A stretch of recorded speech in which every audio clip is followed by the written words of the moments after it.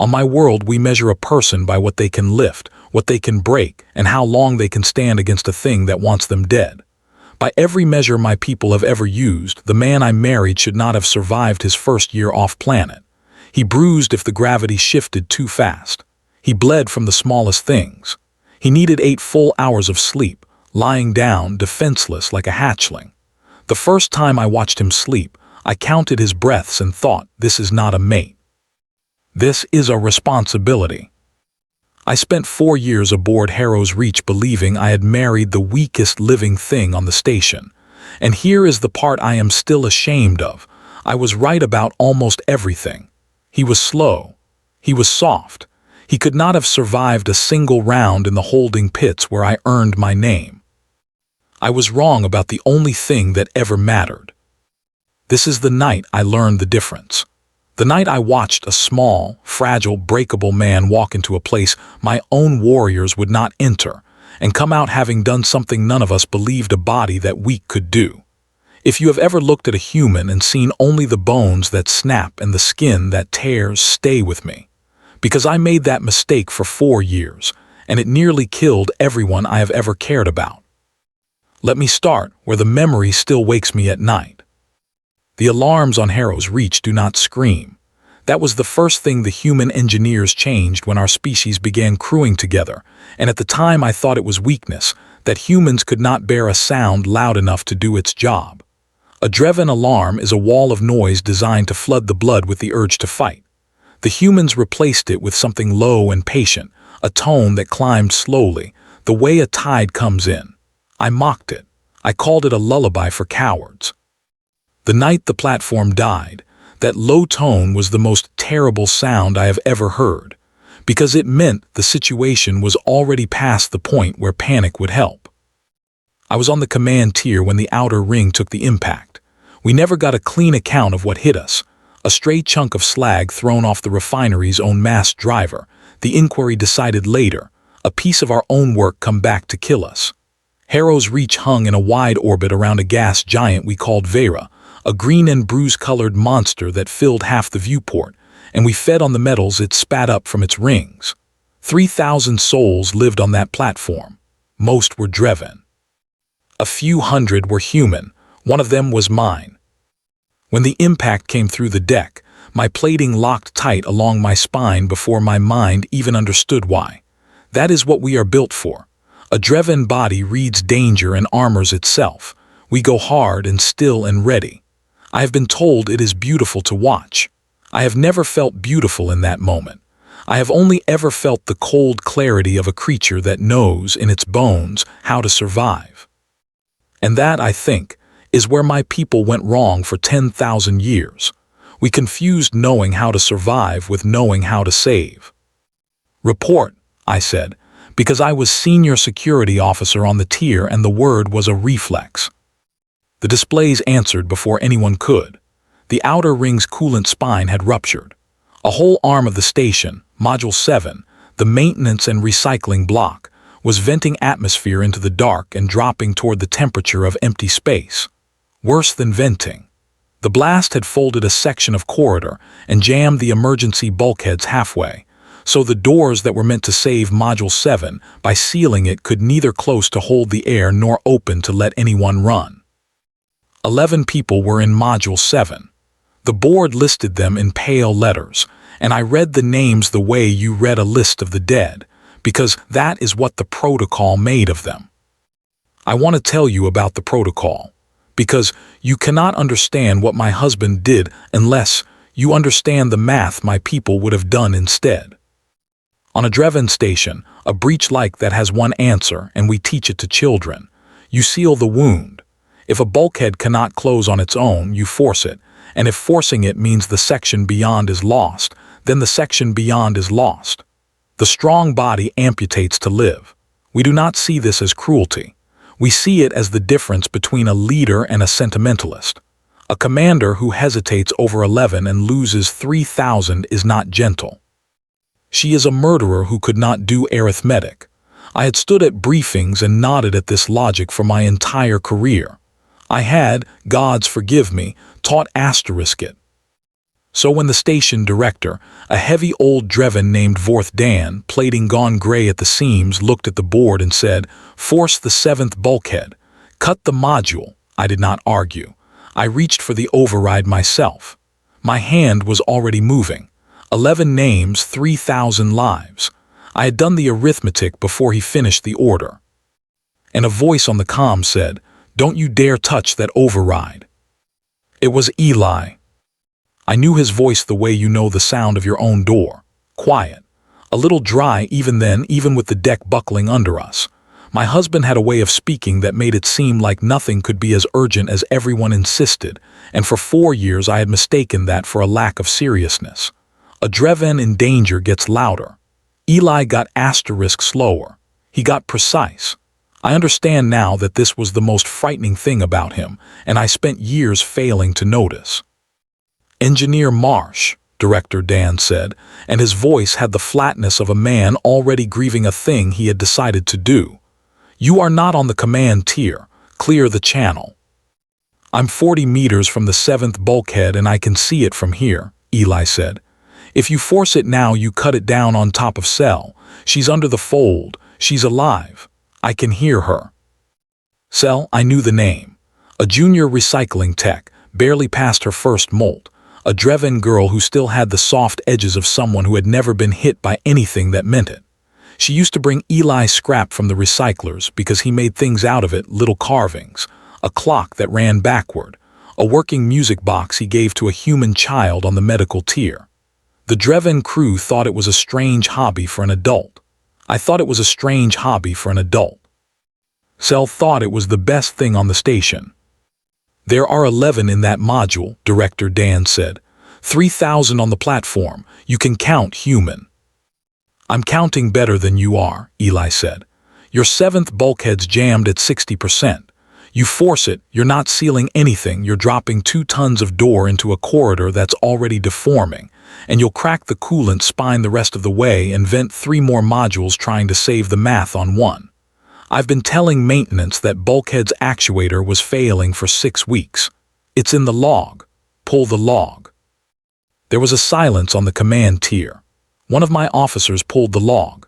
I watched her plating tight when she found it. A maintenance flag, filed 41 days earlier, asterisk bulkhead 7 actuator degraded seal, recommend full replacement, E. Marsh. Marked low priority. Marked asterisk deferred by a supervisor who had decided a human engineer fussing over a door was exactly the kind of timidity you would expect from a softshell. I had read that flag once weeks before. I remembered it because I remembered being faintly embarrassed by it. My mate, worrying about a door. I had said something to him over our evening meal, something light, something I thought was affectionate. "You worry like a small animal, Eli." He had smiled at me and said, "Small animals are the ones that live, Tess." I had laughed. I was not laughing now. You should understand what he was. This man whose voice was telling a station director to wait. Eli Marsh was, by the standards of his own people, an unremarkable man. Average height, which on my world made him a child. Thin through the shoulders. He had a scar on his left hand from a refinery accident in his 2nd year, and he was strangely proud of it, the way humans are proud of evidence that the universe tried to take them and missed. He laughed easily. He cried actual water from his eyes at things that did not warrant it, at music, at a story about an animal on his homeworld, at our bonding ceremony, which had humiliated me in front of my entire clan line. A warrior of the Vorn does not weep at her own wedding, my mother had said, and she certainly does not marry something that does.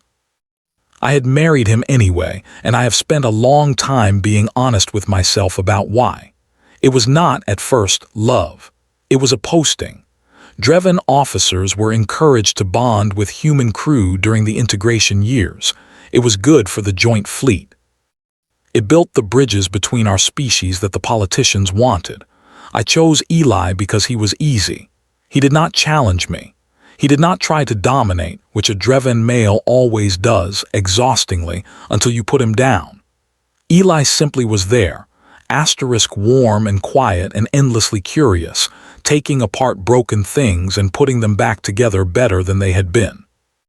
I told myself I had chosen comfort over strength, and I told myself this was a small failing in an otherwise hard life.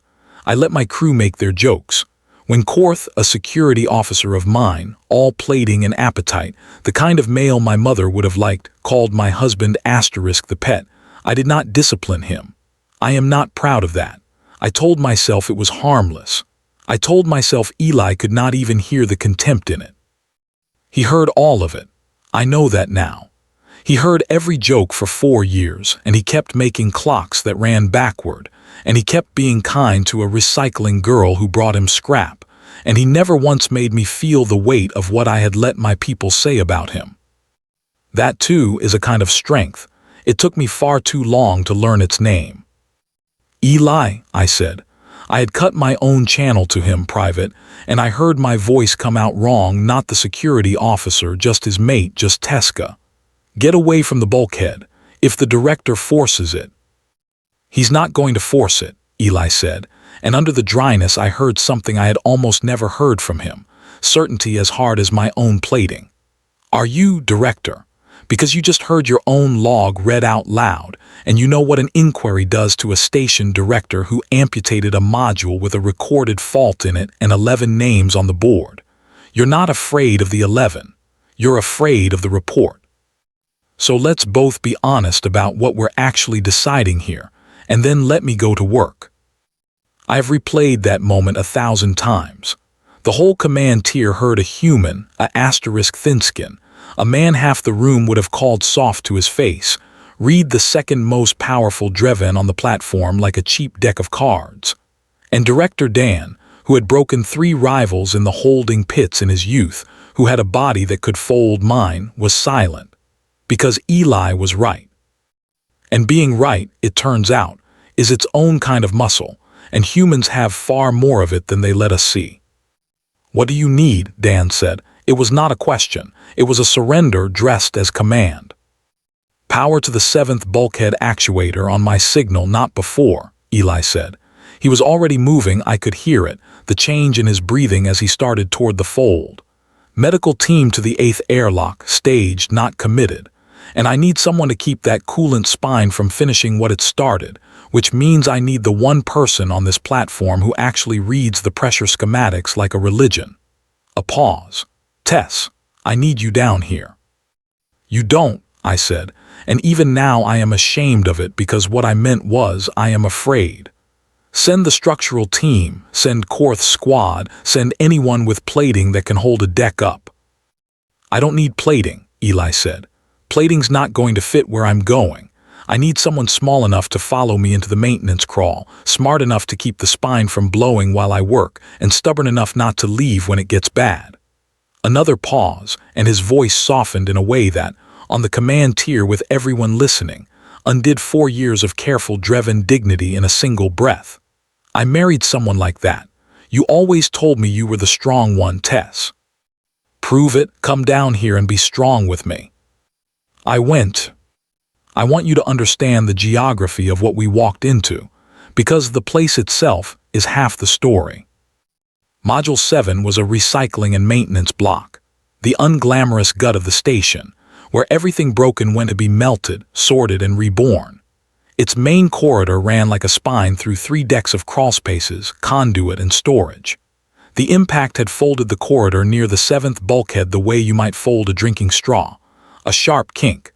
The floor canted up to meet the ceiling, and somewhere under that fold, pinned but breathing, was the girl named Cell. Past the fold, the corridor opened into the recycling floor, and that was where the other 10 were workers caught on shift when the lights went red. They had done the sensible thing. They had retreated to the far end behind a secondary door into the one chamber still holding pressure, the slag furnace control room, a sealed box meant to survive the heat of molten metal. It was holding atmosphere. It would not hold it for long. The breach had killed the module's air recyclers. The temperature was falling toward the kind of cold that stops a heart, and the only path out, the only path, ran through the folded corridor, past Cell, and through the jammed bulkhead that the entire command tier wanted to drop like a guillotine. I caught up with Eli at the mouth of the fold. He was already on his knees in his pressure suit, the cheap maintenance kind, not the armored shell I wore, and he had a tool roll spread out on the deck beside him the way a surgeon lays out instruments. The lights down here were the dim red of dyeing systems. His face was lit from below by the glow of a hand lamp, and he was not afraid. That was the thing that finally cracked something open in me. I had spent my life around fearless creatures. My people manufacture fearlessness, breed it, drill it, and I had never once seen the kind of calm that was on Eli's face. Dreven fearlessness is hot. It is the absence of the thing that would slow you down. Eli's calm was cold and complete, and it was not the absence of fear. He was terrified. I could smell it on him, that thin, sour human smell. He was simply not asterisk obeying asterisk it. "There she is," he said softly and tilted the lamp. Cell was under the fold. The collapse had come down at an angle, and a single buckled support beam had caught against the wall above her, making a triangle of empty space barely wider than a body. She was wedged into it, one leg pinned under fallen conduit, her plating scored and one eye swollen shut.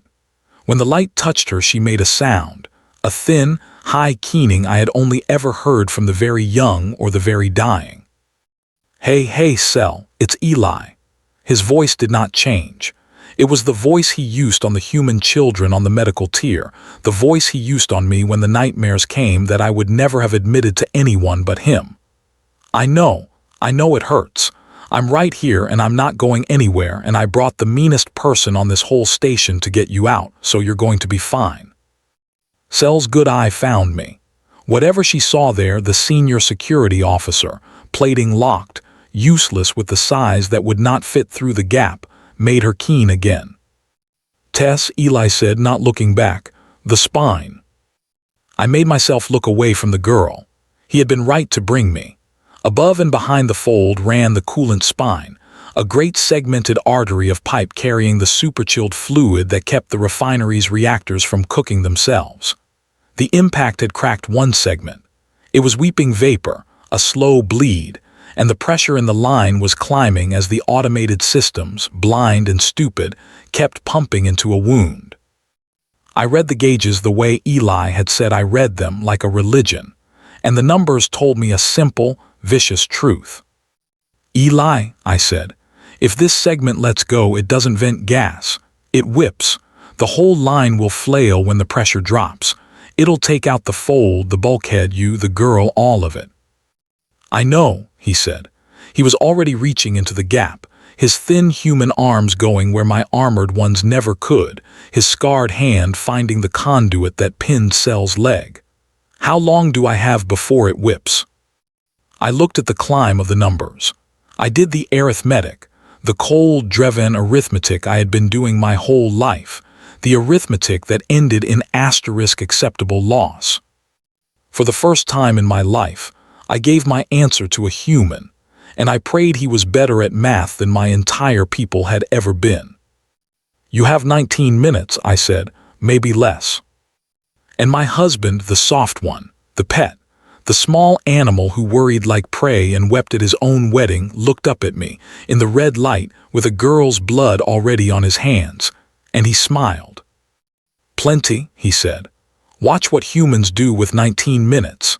Here is a thing my people do not understand about humans, and I did not understand it either, not until I knelt in the red dark of a dying module and watched my husband work. When a Dreven faces a problem too big to break, we look for the next thing we asterisk can break, and we break that instead. It is how we are built. Strength looks for a surface to apply itself to. But Eli did not look at the beam pinning Cell's leg and ask how to move it. He could not have moved it. There was not enough of him. He looked at it and asked a different question entirely, a question I have come to think of as the most human question there is. What do I have, and what does it want to do anyway? He did not have the strength to lift the conduit, so he did not lift it. He took a length of broken support strut from the rubble, and he wedged the end of it under the conduit, and he set a chunk of fallen plating beneath the strut as a fulcrum, And then he put his small, soft weight on the far end and let the simple, ancient, indifferent law of the lever do the lifting that his arms never could. The conduit rose 2 centimeters. Cell screamed and pulled her leg free. 2 centimeters. My people had cracked the spine of the galaxy with our bare hands, and a thin-skin had just outlifted all of us with a stick and a rock, and the patience to think for 3 seconds before acting. There, Eli breathed, easing the strut down. There you go, sweetheart, there you go. He had Cell half in his lap now, this girl twice his mass, and he was doing the strangest thing. He was checking her all over, his scarred hands moving along her plating, reading her body for damage the way I read pressure gauges. Leg's bad, but it's not crushed. You're going to keep that leg, you hear me? You're going to keep it, and you're going to be annoyed at me for years about the physical therapy. Eli, I had not taken my eyes off the spine. The numbers had not stopped climbing. 14 minutes. I heard you. He did not sound rushed, that was the thing. He never once sounded rushed, and I have come to understand that this was not calm. This was discipline so total it looked like calm from the outside. He was, I would learn later, doing the human thing of putting the fear in a box and sitting on the lid with his whole life. Cell, can you crawl back the way I came? 8th airlock, there's medical staged. Don't wait for me. Go. She went, dragging the bad leg, looking back twice. The second time she looked back, she looked at me, and there was something in her good eye that I did not deserve. Trust.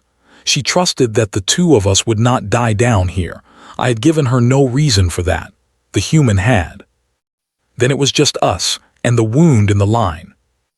I need to tell you what the cracked segment actually was, because the inquiry made it sound like an accident of physics, and it was not. It was an accident of contempt, and I had a hand in it.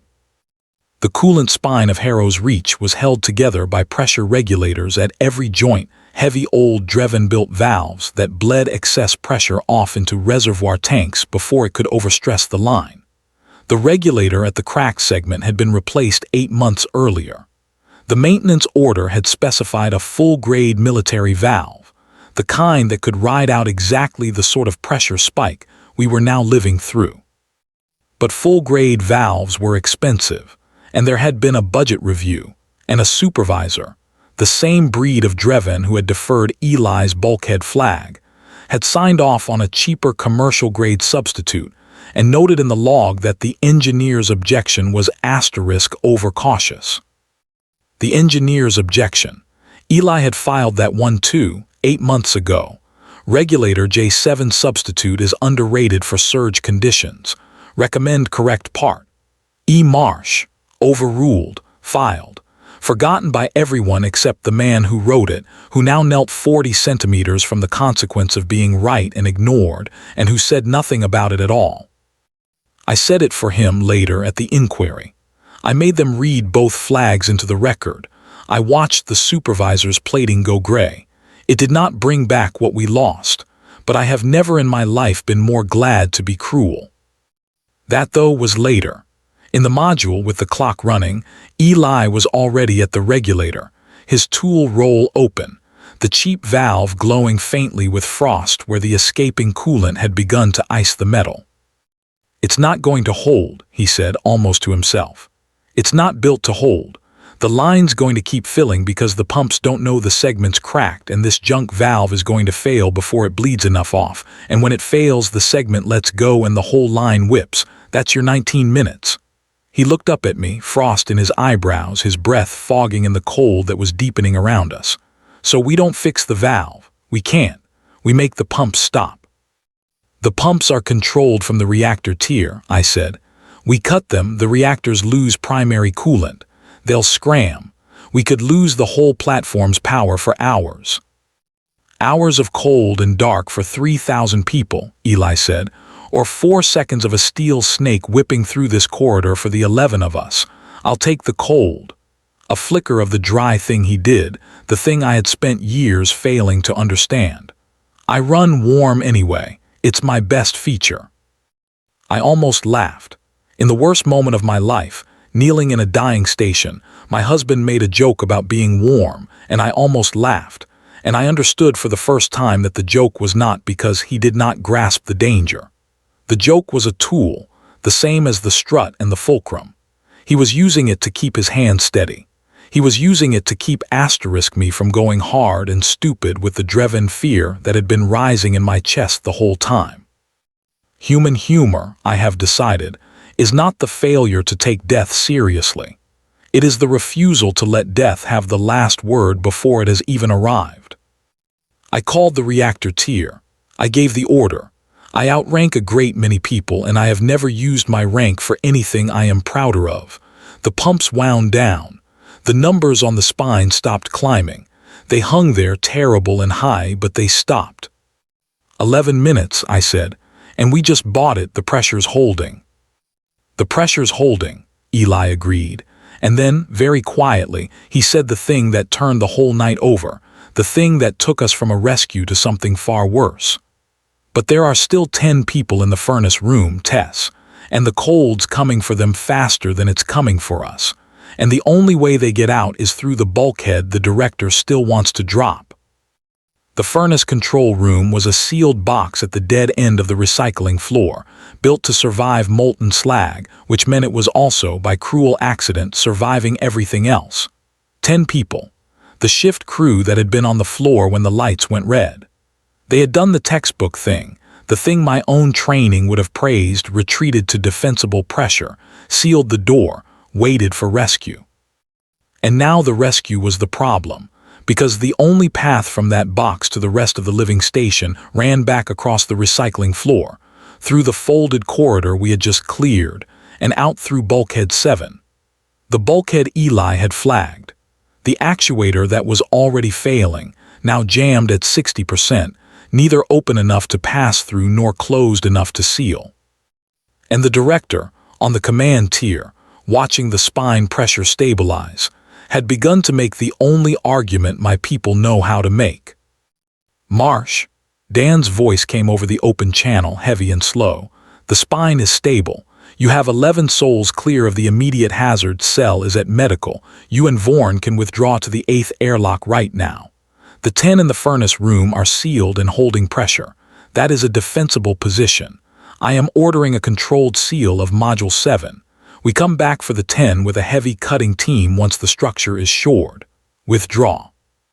It was not a foolish order. I want you to understand that. By every standard I had ever been taught, it was the correct order. The 10 were sealed and breathing, sending people into shoring up a folded corridor and a failing bulkhead, with a cracked spine sitting at killing pressure, to extract people who were not in immediate danger. That was how you turned 11 losses into 30. A good commander does not trade live rescuers for slow casualties.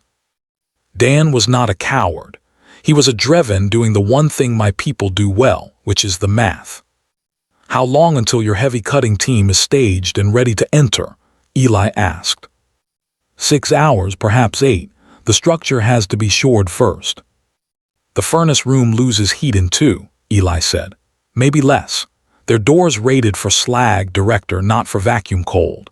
The recyclers are dead, the heat exchangers are dead, and that box is bleeding warmth into a module that's already at lethal temperature. In 2 hours, those 10 people are unconscious. In 3, they're dead. You're not sealing a defensible position. You're sealing a grave and telling yourself you'll dig them out before they suffocate. And the math doesn't work, and you know the math doesn't work because you do math better than anyone on this platform. A pause, and his voice dropped, and there was no dryness left in it now, only the cold, complete thing underneath. I've read your records, sir. I know what you did at Tanavar. You went back. Everyone told you the math, and you went back and you pulled 40 people out of a fire that was supposed to be a grave, and they gave you a station to run because of it. So don't read me the arithmetic. You're the last Dreven alive who should believe in it. The channel was silent. I held my breath. I watched a 30-year veteran of my people's hardest service be reminded, by a thin-skin, of the one time he had broken the rule and been right. What do you need? Director Dan said, the same words as before, but this time they were not surrender. This time they were something I had never heard a Dreven commander offer a human. They were *trust. The bulkhead actuator, Eli said. The one I flagged. I can fix it. I've been telling you for 6 weeks I can fix it. Give me power on my mark and don't force it no matter what, because if you force it while I'm working on it, you'll take my hands off. And get me a portable heat rig and a med team to the 8th airlock for 10 cold casualties. I'm going to the furnace room. You can't shore that corridor alone, Dan said. I'm not going to shore it. I'm going to crawl under it. And then, because he was Eli, because even now the small, dry warmth never left him entirely, he added, "It's the one job on this station I'm actually built for. You ever try to fit a Dreven through a 40-centimeter crawl, Director? I've got the perfect body for this." Finally. We crossed the recycling floor together, and the cold came for us as we went. I have stood in the ice storms of my homeworld's pole. I have been in a depressurized hold with my suit failing. I thought I understood cold. I did not understand the cold of Module 7, the cold of a place that has lost not just its warmth but its ability to be warm, the slow, patient theft of heat by an empty universe that has all the time in the world. My armored shell fought it. Eli's cheap maintenance suit did not. I could see the readout on his sleeve dropping, his suit heaters drawing down his power, and I read it like a gauge, like a religion, that he was rationing. He was running his suit colder than was safe so the battery would last, because he had done the arithmetic too, the human arithmetic, which is the same numbers as ours arranged toward the opposite answer. "You're freezing," I said. "I'm fine." "Eli, your suit." "I'm *fine, Tess." And then gentler because he heard the thing in my voice I was not saying. "I know what I'm doing. I've been cold before. I grew up cold. You don't know this about me. I never told you. It never came up, but the place I'm from on Earth, the winters could kill you, and we didn't always have the heat to spare, and I learned a long time ago that being cold isn't the same as dying. Your body wants to quit. You just don't let it. You decide it isn't allowed yet." He glanced at me through his frosting visor, and there was something almost apologetic in it. "It's not strength. I know that's what your people would call it if a Dreven did it. It's not strength. It's just stubbornness.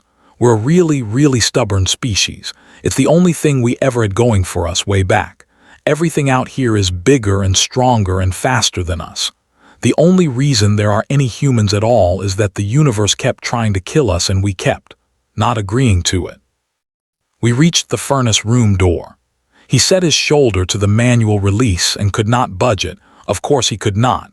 It was a Dreven weight door, and so I put my plating to it and broke the seal, and we slipped inside, and 10 faces turned toward us in the dim emergency light. 10 faces gray with cold and dull with the early sleep that the freezing slip into before they never wake. They had pulled together into a single heap in the center of the room, sharing warmth the way frightened animals do, and at first I did not register their names or faces. I registered only that they were still breathing. And then one of them lifted his head, and I knew him, and my blood went hot with a contempt I am not proud of. Gorth, the security officer who called my husband the pet, the Dreven male my mother would have liked. He had been on the recycling floor that shift on a discipline detail. I had sent him there myself, weeks ago, for some infraction I no longer even remember. He was the largest creature in the room, and he had taken the warmest place in the middle of the heap, which told me everything about what kind of male he was. And he looked up at the two of us with his proud, plated face gone slack and stupid with cold. And his eyes found Eli. And even now, even here, something curled at the corner of his mouth. "The pet," Gorth slurred. "They sent the pet." I will tell you what I wanted to do. I wanted to leave him. In the half-second before I caught myself, the cold, Dreven arithmetic ran in me one final time, and it whispered, 9. We came for the 10. Make it 9. He would do the same to you. He has earned 9. And Eli, who had heard 4 years of that male's contempt, who had every reason in the universe to do the arithmetic and make it 9. Eli was already crossing the room to him, already kneeling, already pulling the portable heat rig's first warming pack and pressing it to the big male's throat, to the artery there, the fastest way to push warmth back into a freezing body.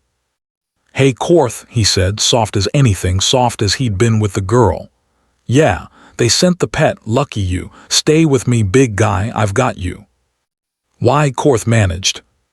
And my husband, warming the throat of a male who had spent 4 years despising him, did not look up.